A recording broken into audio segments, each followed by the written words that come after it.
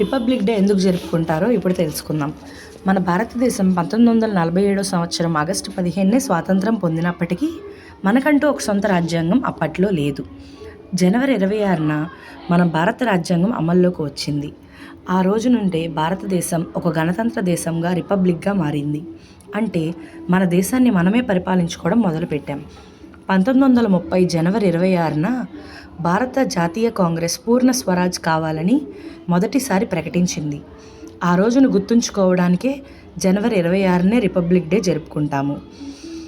ఆ రోజు నుంచి భారతదేశంలో రాజుల పాలన లేదా బ్రిటిష్ వారి చట్టాలు పోయి ప్రజలు ఎన్నుకున్న నాయకుల పాలన అధికారికంగా మారింది.